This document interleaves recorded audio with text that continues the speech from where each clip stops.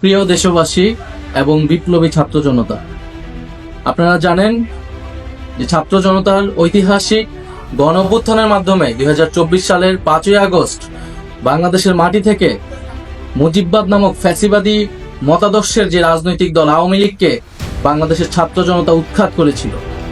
কিন্তু আমরা দুঃখের সাথে দেখছি যে এতদিন হয়ে যাওয়ার পরেও সেই আওয়ামী লীগের ব্যানারে আওয়ামী লীগের লোকেরা এই বাংলাদেশের মাটিতে এখনো মিছিল করার সাহস পায় এবং এই অন্তর্বর্তী সরকারের পক্ষ থেকে তেমন দৃশ্যমান উদ্যোগ নেওয়া হয়নি এই আওয়ামী লীগকে নিষিদ্ধ করার বা আওয়ামী লীগের বিচার কার্যক্রমকে দৃশ্যমান করার। আমরা 5ই আগস্টের পর থেকে ছাত্র জনতা বলে আসছি যে আওয়ামী লীগ কোনোভাবেই বাংলাদেশের মাটিতে রাজনীতি করার নৈতিক কোনো অধিকার রাখে না এবং তার আইনি বন্দোবস্তও করতে হবে। আওয়ামী লীগ গত 1.5 দশক ধরে বাংলাদেশে একটি ফ্যাসিজম কায়েম করেছে। বাংলাদেশে কয়েকটি গণহত্যার সাথে আওয়ামী লীগ জড়িত।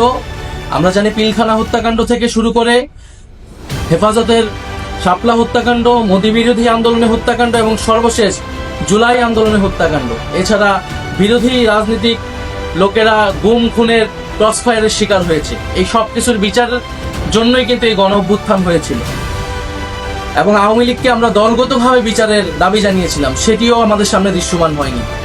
ফলে আমরা আবারও রাজপথে নামতেছি, আবারও বলতে চাই যে আওয়ামী লীগকে দলগতভাবে বিচার কার্যক্রমে আওতায় আনতে হবে এবং আওয়ামী লীগের যত অঙ্গ সংগঠন আছে তাদেরকে নিষিদ্ধ করতে হবে। অলরেডি ছাত্রলীগকে নিষিদ্ধ করা হয়েছে, যুবলীগ সহ অন্যান্য অঙ্গ সংগঠনকে নিষিদ্ধ করতে হবে।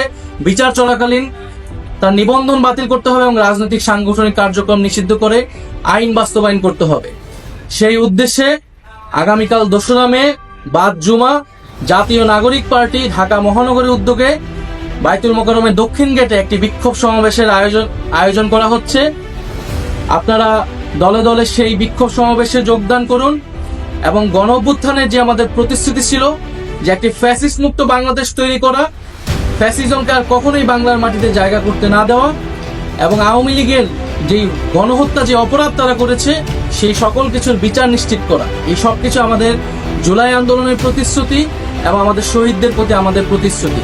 সেই প্রতিশ্রুতি রক্ষার্থে আগামীকাল দেখা হবে বিক্ষোভ সমাবেশে।